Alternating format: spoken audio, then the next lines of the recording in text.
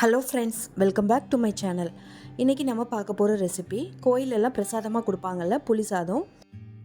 அதே டேஸ்ட்டில் அதே சமயத்தில் ரொம்ப சிம்பிளாக எப்படி செய்கிறதுன்னு பார்க்கலாம். இதுக்காக நம்ம எந்த பவுடர் நம்ம எதுவுமே அரைச்சி எடுக்க போகிறதில்ல. ரொம்ப சிம்பிளான மெத்தடில் தான் நம்ம இன்றைக்கி பார்க்க போகிறோம். இதே மெத்தடில் கண்டிப்பாக நீங்கள் ஒரு வாட்டி ட்ரை பண்ணி பாருங்கள். ரொம்ப சிம்பிளாக இருக்கும்.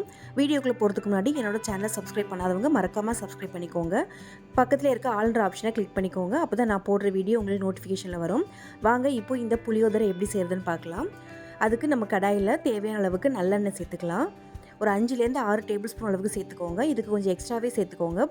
புளி சாதத்துக்கு கண்டிப்பாக நல்லெண்ணெய் தாங்க சேர்க்கணும். இப்போ இந்த எண்ணெய் நல்லா சூடாகட்டும். சூடானதும் கொஞ்சமாக கடுகு சேர்த்துக்கோங்க. இப்போ இந்த கடுகு பொரிஞ்சதுக்கப்புறமா கூடவே ஒரு கைப்பிடி அளவுக்கு உளுந்து பருப்பு சேர்த்துக்கலாம். இப்போ உளுந்து பொரிஞ்சதுக்கப்புறமா கொஞ்சமாக கடலைப்பருப்பு சேர்த்துக்கோங்க. கடலைப்பருப்பு உளுந்து பருப்பு எல்லாமே உங்கள் இஷ்டம் தான், எவ்வளோ வேணாலும் சேர்த்துக்கலாம். இப்போ இது எல்லாமே பொரிஞ்சிட்டு இருக்கும்போது ஒரு கைப்பிடி அளவுக்கு வேர்க்கடலை சேர்த்துக்கோங்க.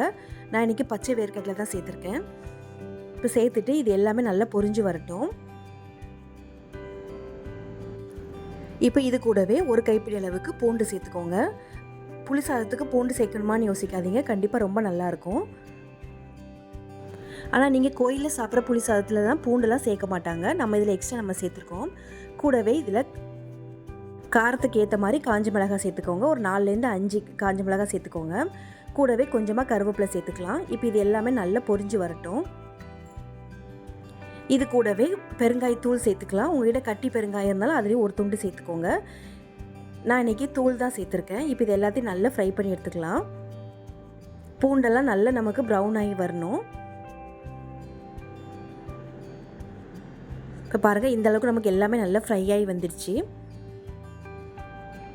இப்போ இது கூட கொஞ்சமாக மஞ்சத்தூள் சேர்த்துக்கோங்க. கூடவே 1 ஸ்பூன் அளவுக்கு சீரகத்தூள் சேர்த்துக்கலாம்.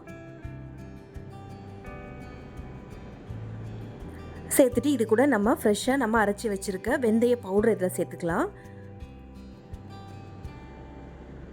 இந்த வெந்தய பவுடர் 1 டீஸ்பூன் அளவுக்கு எடுத்துக்கோங்க. ரொம்ப ஜாஸ்தி சேர்க்காதீங்க, கசப்பாயிடும். இது நம்ம உடனே ஃப்ரெஷ்ஷாக அரைச்சி சேர்க்கறதுனால இதோட வாசனை ரொம்ப நல்லாயிருக்கும். சேர்த்துட்டு இது எல்லாத்தையும் நல்லா கலந்து விட்டுருங்க. நம்ம இதுக்கு எதுவுமே பவுடர் நம்ம எக்ஸ்ட்ரா அரைச்சி எதுவும் சேர்க்க போகிறதில்ல. இந்த சீரக பவுடரும் வெந்தய பவுடரும் சேர்த்துக்கலாம். இப்போ நம்ம கரைச்சி எடுத்து வச்சுருக்க புளி தண்ணியை நீங்கள் சேர்த்துக்கோங்க. நான் ஒரு பெரிய லெமன் சைஸில் புளி திக்காக கரைச்சி எடுத்து வச்சுருந்தேன், அதை இதில் சேர்த்துக்கலாம். புளி கொஞ்சம் திக்காகவே கரைச்சி எடுத்துக்கோங்க. அப்போ தான் நமக்கு கொதிச்சு சீக்கிரமாக வரும். நமக்கு சீக்கிரமாக கொதிச்சு சுருண்டு வர்றதுக்கு நமக்கு திக்காக சேர்த்துக்கிட்டா தான் நல்லாயிருக்கும். ரொம்ப தண்ணியாக சேர்த்துட்டிங்கன்னா அது ரொம்ப கொதிச்சு வர்றதுக்கு ரொம்ப லேட் ஆகும். இப்போ இந்த புளி சாதத்துக்கு தேவையான அளவுக்கு உப்பு சேர்த்துக்கலாம். இப்போ உப்பு சேர்த்துட்டு இது கூட 1 ஸ்பூன் அளவுக்கு நாட்டு சர்க்கரை சேர்த்துக்கோங்க. சேர்த்துட்டு இது எல்லாத்தையும் நல்லா கலந்து விட்டுக்கோங்க.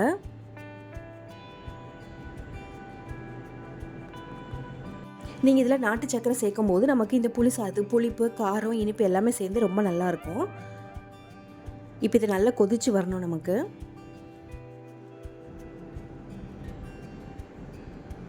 இப்போ பாருங்கள், நல்லா கொதிச்சு வருது. இப்போ இது கூட 1 ஸ்பூன் அளவுக்கு மல்லித்தூள் சேர்த்துக்கலாம். நம்ம இதில் மல்லித்தூள் சேர்க்குறதுனால நமக்கு ஒரு திக்னஸ் கிடைக்கும். நீங்கள் 1லேருந்து 1.5 டீஸ்பூன் அளவுக்கு மல்லித்தூள் சேர்த்துக்கோங்க. சேர்த்துட்டு இதை நல்லா கலந்து விட்டுருங்க. இந்த சமயத்தில் உப்பு எல்லாமே கரெக்டாக இருக்கான்னு செக் பண்ணிக்கோங்க. இப்போ நமக்கு இந்த புளி தண்ணி நல்லா கொதிச்சு திக்காக வரணும். நம்ம அதுக்கு மூடி போட்டு ஒரு 7லேருந்து 8 நிமிஷம் அப்படியே விட்டுருங்க. இது நல்லா கொதிச்சு திக்காகிட்டு வரணும். நம்ம சேர்த்துருக்க எண்ணெய் எல்லாமே நல்லா பிரிஞ்சு வரணும். இப்போ பாருங்கள், ஒரு 7-8 நிமிஷத்தில் நல்லா நமக்கு கொதிச்சு சுருண்டு வந்திருக்கு. எண்ணெயும் நல்லா பிரிஞ்சு மேலே வந்திருக்கு. இந்த அளவுக்கு நமக்கு நல்லா கொதிச்சு வரணும். அப்போ தான் நம்ம சாதம் போட்டு கிளறும் போது கரெக்டான இருக்கும்.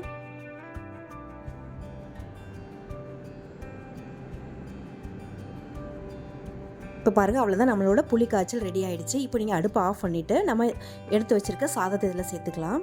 சாப்பாடை நல்லா ஆற வச்சுட்டு சேர்த்துக்கோங்க. அப்போ தான் குழஞ்சி போகாமல் உதிரி உதிரியாக இருக்கும். நமக்கு எவ்வளோ வேணுமோ அந்தளவுக்கு சாதம் சேர்த்துக்கலாம். ஃபஸ்ட்டு கொஞ்சமாக சேர்த்துட்டு நல்லா மிக்ஸ் பண்ணி விட்டுட்டு புளிப்பு எப்படி இருக்குன்னு பார்த்துட்டு அதுக்கப்புறம் தேவைப்பட்டுச்சுன்னா நம்ம சாதம் சேர்த்துக்கலாம். இப்போ பாருங்கள், இது நல்லா கலந்து விட்டுடலாம்.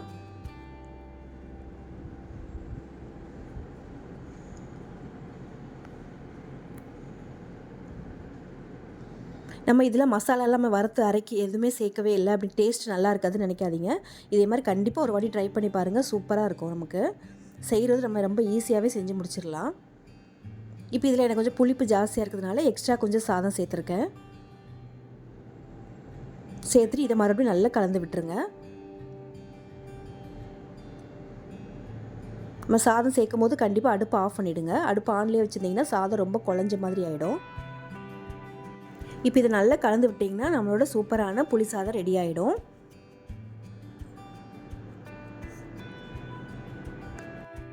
இந்த புளி சாதத்துக்கு நம்ம முட்டை அப்பளம் எல்லாமே சூப்பராக இருக்குங்க. உருளைக்கிழங்கு ஃப்ரை அதை விட ரொம்ப சூப்பராக இருக்கும். கண்டிப்பாக அதை ட்ரை பண்ணி பாருங்கள். நம்ம சேனலில் ஏற்கனவே புளி சாதம் பவுட்ரு தனியாக அரைச்சி எப்படி பண்ணுறதுங்கிற வீடியோவும் நம்ம போட்டிருக்கோம். கண்டிப்பாக போய் அதையும் போய் செக் பண்ணி பாருங்கள். என்னோடய வீடியோ உங்களுக்கு பிடிச்சிருந்துன்னா மறக்காமல் லைக் பண்ணி ஷேர் பண்ணுங்கள். தேங்க்ஸ் ஃபார் வாட்சிங்.